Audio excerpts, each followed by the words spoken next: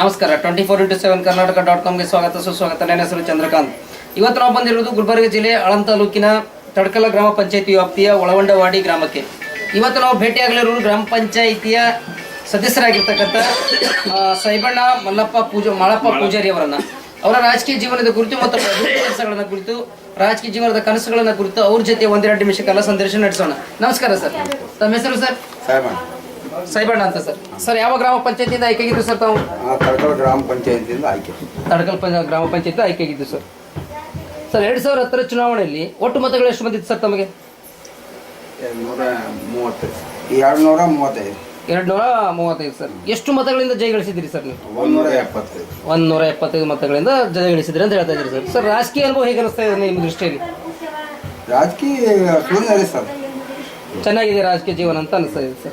Sir, ಈ 3.5 ವರ್ಷದ ಅವಧಿಯಾಗಿದೆ. 3 ವರ್ಷದ ಅವಧಿಯಲ್ಲಿ ನಿಮ್ಮ ವಾರ್ಡಿನ ಜನತೆಗೆ ಏನೇನು ಕೆಲಸ ಕಾರ್ಯಗಳನ್ನು ಮಾಡಿದ್ರಿ ನೀವು? ಏನು ಕೊಟ್ಟಿಲ್ಲ, ನಮ್ಮ ತಮ್ಮಡ ಅಧ್ಯಕ್ಷರೇ ಕೊಟ್ಟಿಲ್ಲ.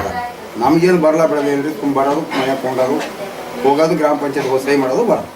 ನಮ್ಮ ನೀರಿನಂತೆ ಎಲ್ಲ ಒಂದು ಕೆಲಸಗಳನ್ನ ನಿಮ್ಮ ವತಿಯಿಂದ ಎಲ್ಲರೂ ಮಾಡಿದ್ದಾರೆ ಅಂತ ಹೇಳ್ತಾ ಇದ್ರಿ ಸರ್. ಇನ್ನೂ 1 ವರ್ಷ ಅವಧಿ ಇದೆ ನಿಮ್ಗೆ. 1 ವರ್ಷ ಅವಧಿಯಲ್ಲಿ ಏನೇನು ಕೆಲಸ ಮಾಡ್ಬೇಕಂತಿದ್ರಿ ನೀವು? ಏನೇನು ಬರ್ತಾವ ನೋಡ್ರಿ, ನೀರಿನ ಸಮಸ್ಯೆ ಅಂದ್ರೆ ನೀರಿನ ಹಾಕಿದ್ರಿ, ಅದು ಒಂದೇ ಮಾಡೋದು. ಅದಕ್ಕೆ ಬಿಟ್ರಿ ಮತ್ತೇನು ಉಳಿದಿಲ್ಲ. ಸರ್, ಈಗ ನಿಮ್ಗೆ ಗ್ರಾಮ ಪಂಚಾಯತ್ PDO ಅಂತ ಬರ್ತಾರೆ, ಅವರಿಂದ ನಿಮ್ಗೆ ಒಂದು ಅಭಿವೃದ್ಧಿ ಕೆಲಸಕ್ಕೆ ಒಂದು ಕೆಲಸ ಮಾಡೋದಕ್ಕೆ ಯಾವ ರೀತಿ ಒಂದು ಬೆಂಬಲ ಕೊಡ್ತಾ ಇದ್ದಾರೆ ಅವರು? ಏನು ಮಾಡ್ತದೆ ಒಳ್ಳೆಯ ಬೆಂಬಲ ಸಿಗ್ತದೆ ಅಂತ ಹೇಳ್ತಾ ಇದ್ದೀರಿ ಸರ್.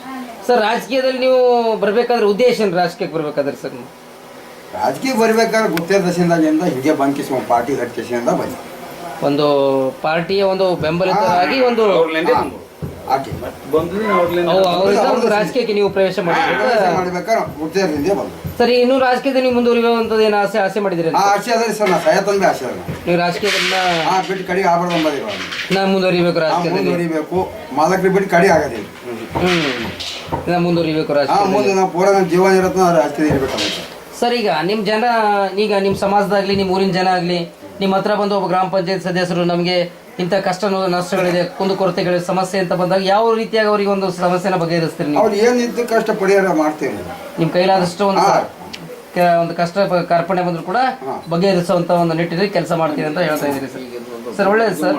ಈಗ ಸರ್, ಈಗ ನಿಮ್ಮ ಒಬ್ಬ ಗ್ರಾಮ ಪಂಚಾಯತಿ ಸದಸ್ಯರಾಗಿ ನಿಮ್ಮ ಉಳಿದಂತ ಸದಸ್ಯರ ಜೊತೆ ಯಾವ ರೀತಿ ಸಂಬಂಧ ಇದೆ ಸರ್ ನಿಮ್ಗೆ? ಎಲ್ಲ ಸರಿಯಾಗಿದ್ದೇವೆ ಸರ್.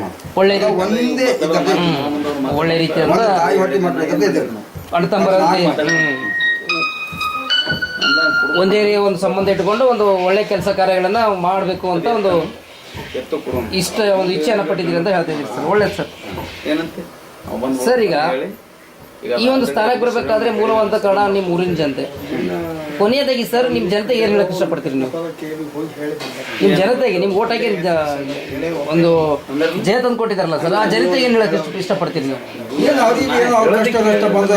ಪರಿಹಾರ ಮಾಡ್ಬೇಕು, ಹಾಕ್ಬೇಕಾಗ್ತದೆ ಅವರಿಗೆ.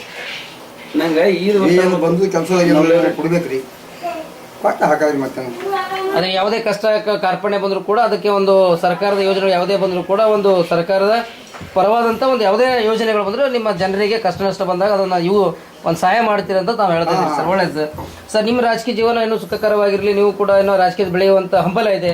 ನಿಮ್ಮ ರಾಜಕೀಯ ಭವಿಷ್ಯ ಕೂಡ ಏನೋ ಉತ್ತುಂಗಕ್ಕೆ ಇರಲಿ, ದೊಡ್ಡ ಮಟ್ಟದಲ್ಲಿ, ತಾಲೂಕು ಮಟ್ಟದಲ್ಲಿ, ಜಿಲ್ಲಾ ಮಟ್ಟದಲ್ಲಿ ನೀವು ಬೆಳೀಲಿ ಅಂತ ನಾವು ಹಾರೈಸುತ್ತಾ ಇಷ್ಟೊತ್ತು ನಮ್ಮ ಜೊತೆ ಸಮಯ ತಗೊಂಡು ನಮ್ಮ ಜೊತೆ ನೀವು ಚರ್ಚೆ ನಡೆಸೋದಕ್ಕೆ 24x7 ಕರ್ನಾಟಕ.com ವತಿಯಿಂದ ನಿಮಗೆ ಆರ್ಥಿಕವಾದಂಥ ಸ್ವಾಗತ ಸರ್. ನಮಸ್ಕಾರ ಸರ್.